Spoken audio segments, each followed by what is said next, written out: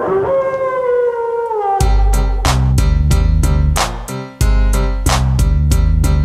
back, YouTubers. I am Jason Wordsmith. That is Hampton the Bear. Go ahead and say hello, Hampton. And this is Tankers Fantasy Football, and we are in week 13. A lot of league playoffs start next week in week 14. I know some leagues only have 4 teams make the playoffs, so they hold off until week 15, but we just got to hunker down for that final playoff push before we get it started. I got a question from Andrew Martin right before I recorded this, so I just went ahead and put the question on the show, and he's got for me, he says pick 2 wide receivers. He's got Brandon Cooks, Julian Edelman, Kenny Galladay, Alshon Jeffrey, Cortland Sutton, and Curtis Samuel.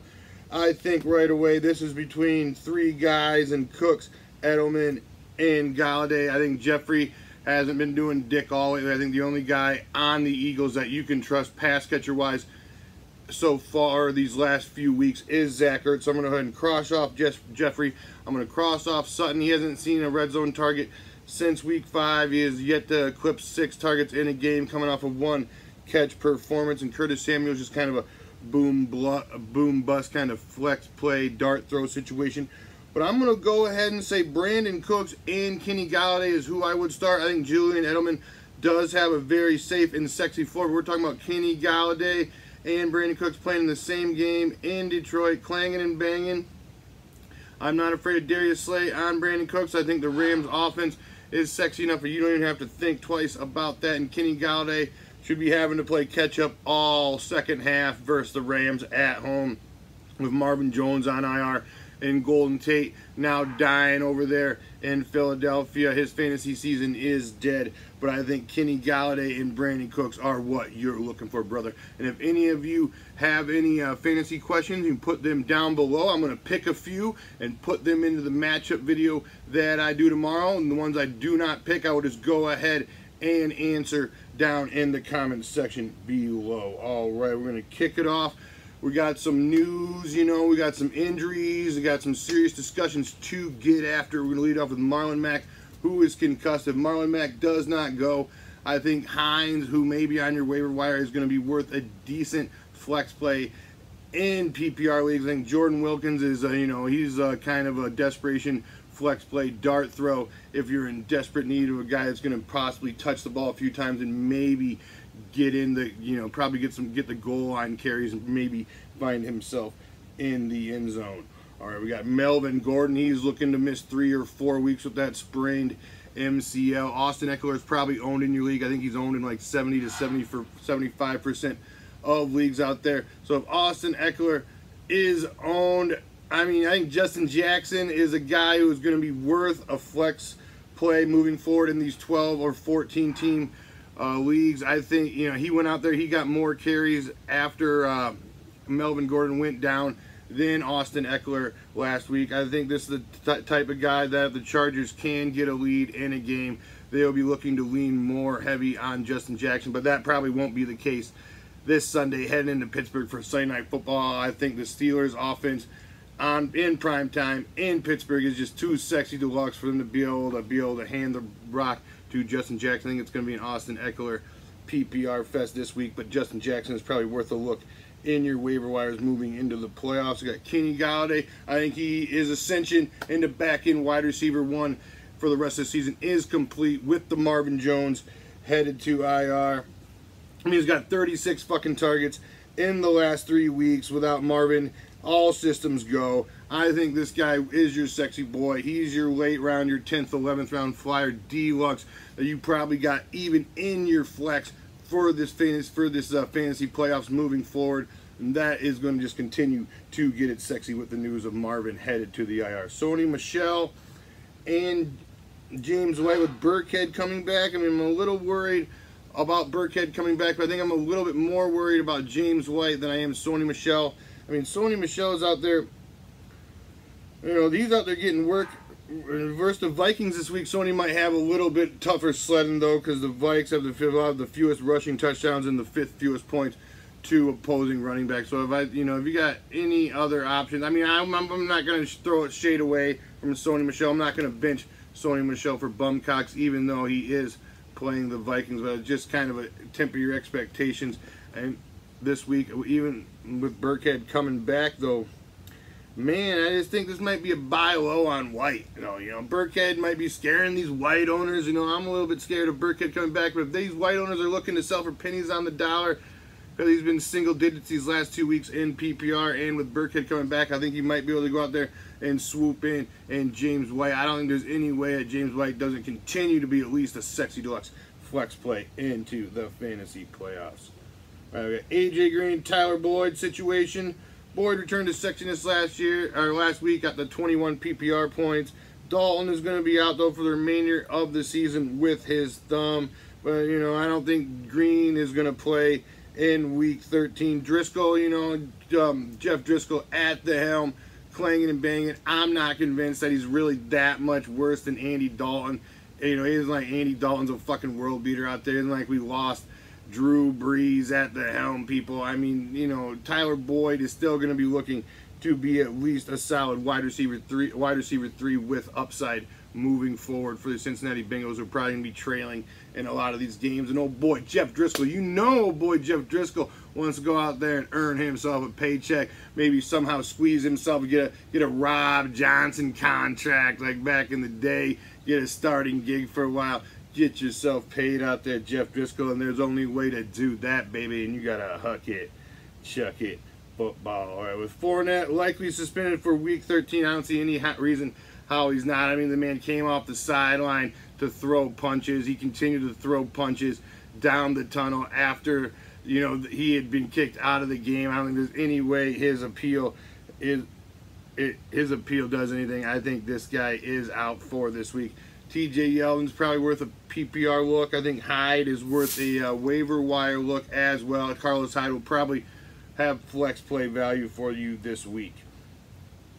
I mean, Gus the Bus Edwards, if he's still on your waiver wire somehow, people, you got to get up on some Gus the Bus Edwards. Out there, got 23 carries for 118 yards at 5.1 yards carry. We're talking about rest of the season RB2, and I'm thinking so.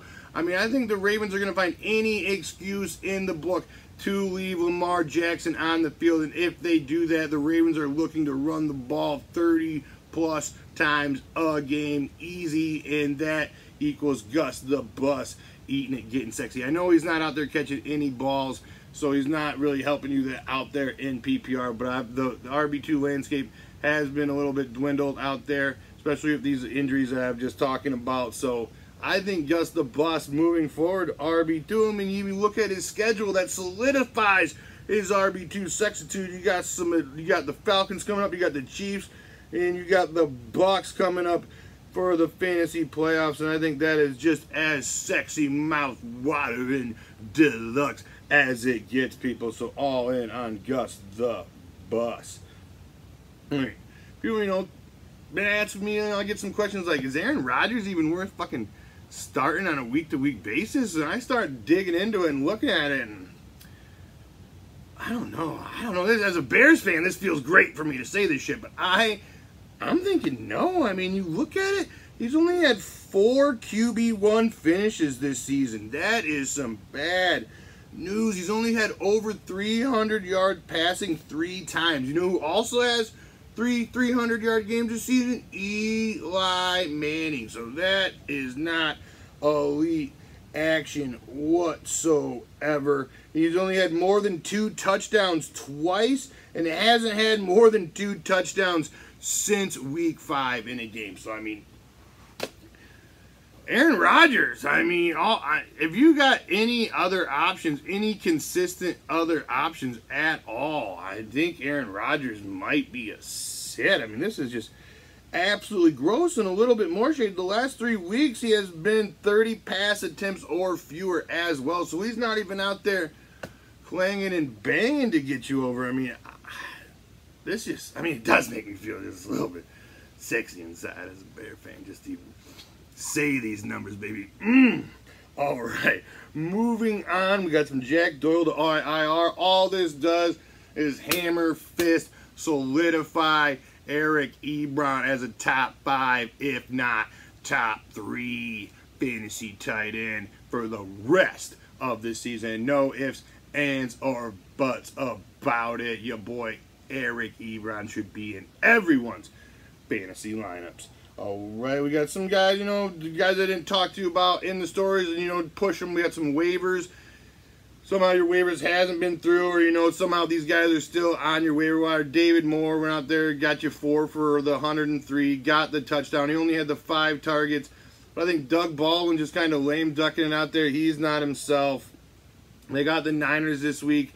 Niners secondary has been giving it up. They're in Seattle, so if you're in desperate need of a flex play, I think David Moore is worth a look. I started him last week. I didn't like the Cortland Sutton rub. I didn't like the Joe Hayden situation. I didn't like the no red zone target since week 5 that I talked about earlier. I didn't like that he was just getting about as many targets as David Moore. Went out there, threw David Moore in the lineup, baby, got it sexy, got me a win in the FFPC league semis out there. We're in the league championship game this week, and I might have to give old David a nod just because he got it sexy for me and got me there. Another guy to look at, Adam Humphries, been out there getting it sexy. Didn't get in the end zone last week, but still had double-digit PPR points, so I think he is a definite flex play. Another sneaky guy. Looking at this, since Colt McCoy has taken over, Josh Doxson has been targeted 15 times on Colt McCoy's first 50 attempts. That is a 30% target share, including 10. You know, he was targeted last week 10 times versus the Cowboys. And, you know, Doxson is able to turn this into, and he's kind of been able to turn this into fantasy relevancy.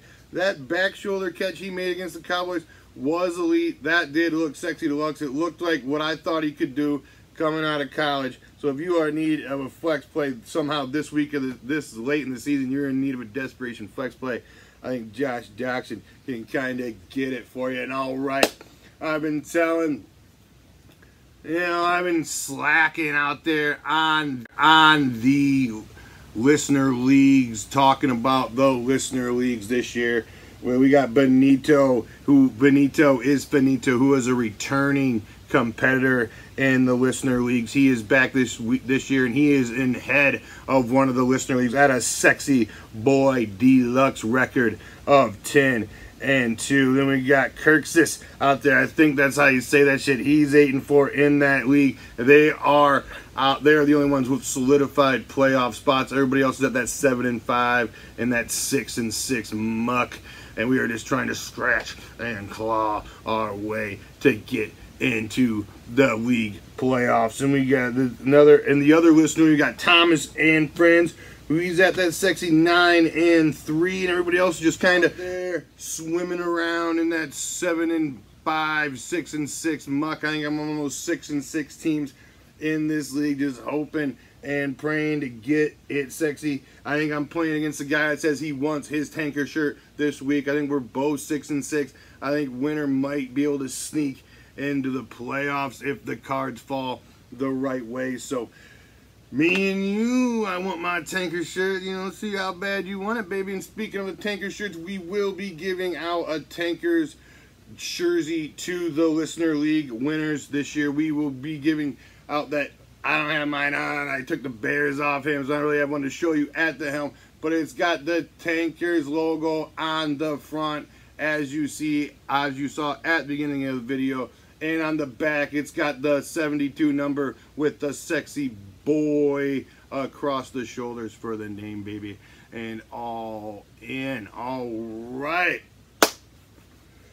Next week, those listener league playoffs start. You know, I'm going to have to be hammering a little bit more into that listener leagues then when that gets going. So if you guys like the cut of my jib, give me a subscribe, give me a share, give me a comment, all that good shit. I do appreciate the comments and the likes. Get these videos in other recommended section of the future of Tankers Fantasy Football. And like I said, put those comments, those questions below. I will pick out 4 or 5 of them and put them in the matchup show tomorrow. All right, I'll see you then. Cheeseburger.